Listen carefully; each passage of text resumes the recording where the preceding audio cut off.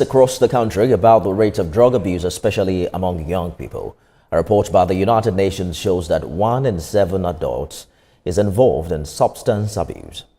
Iwa Kwanto has more. According to a report by the United Nations Office on Drugs and Crime, 14% of the Nigerian population aged between 15 and 64 abuse drugs. That's more than double the global average of 5.5%. That means roughly 1 in 7 adults is involved in substance abuse. Experts say this alarming trend is not only damaging lives but also worsening the country's mental health crisis. Many cases of mental illness today are linked to substance abuse. A visit to the Federal Medical Center in Makinde reveals the rising number of mental health patients, many admitted due to complications from long-term cannabis use. And research has shown that the use cannabis for a long time, high doses, is associated with psychosis. It's an area that's been well researched. So we see them coming with psychotic disorders in their hand, young persons, all over the place. They claim they want to do music, they want to do fashion, they want to have inspiration, and from the use of these substances, they have a mental breakdown. Sometimes they're on the streets, sometimes they're in prayer houses, sometimes they land the psychiatric clinic. They're all over the place. I can tell you very confidently, cannabis use is a big problem in our society. Once a drug dealer and addict, Raymond Agibi is now a counselor committed to helping others walk the road to recovery. I started using cannabis sativa at the age of 11. I was in Form 3 then, which is JS3 now. And prior before that time, 2-3 years before then, my father was an alcoholic. So as the firstborn of the family, I'm always closer to him, and that was how that started too. I went to the famous bar beach. One evening I discovered that people come there to relax, people smoke, all these things. I was just watching. Then when it was dark, a white man came there with his wife and was asking me how he can get a wrap of the cannabis.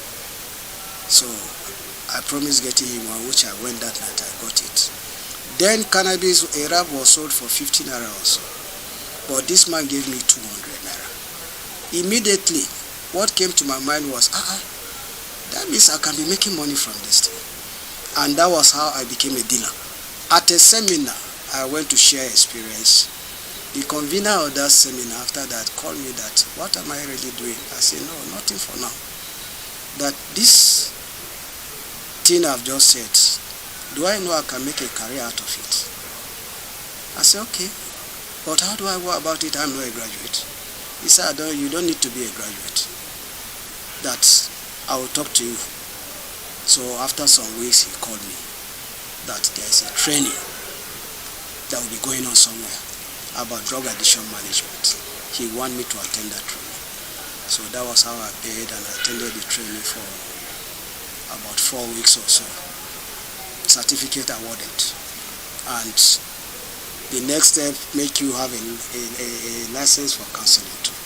So later I still went through that with an NGO that is a facilitator to UNODC, that is United Nations Office on Drugs and Crime. So after that, I started working. I started using drugs when I was in class 6, like Canadian Loud. So then I was like, everywhere is good like that. So it reached the stage that after secondary school, like I met a guy. So when I met the guy introduced me to ice. Yeah, it's like if I take it, I will feel okay and everything. So I was consuming an ice and over. So I was like losing my weight, everything. My mom called me on a very fateful day and said that she don't like the way I'm looking, that I'm looking down. She will take me to rehab. Now I can do without drug, like I'm good. I started doing drugs a long time ago when I started missing my dad. Yeah, I lost my dad like 25 years ago, a couple of years ago. So when I started having some empty spaces in my heart, When some friends introduced me to it, I was a drug dealer. I used to do drugs, sell drugs for survival. But now, I thank God so much that being here has taught me how to live without drugs, and I love it this way. Combating the epidemic, the National Drug Law Enforcement Agency says it's stepping up its efforts to reduce trafficking and access to illicit substances. The most vulnerable target audience are the youths, because the drug use survey carried out by UNODC in 2018 has it that about 14.3 million Nigerians are using drugs. That is a ratio of 1 in 7. If you take 7 Nigerians, 1 out of the 7 will be a drug user.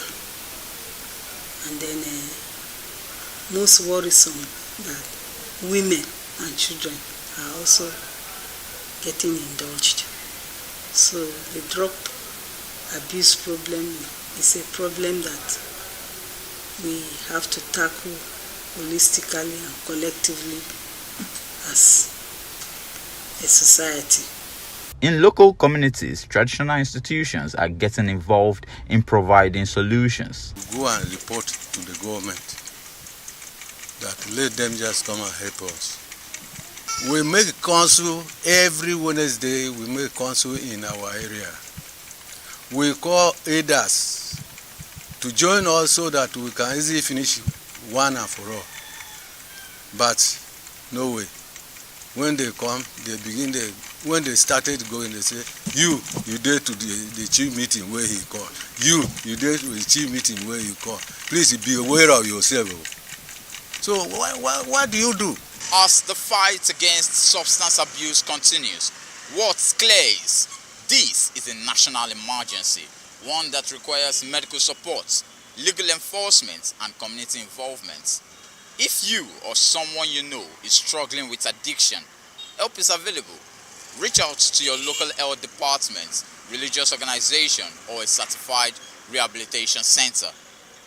Mayowa Okwato, TVC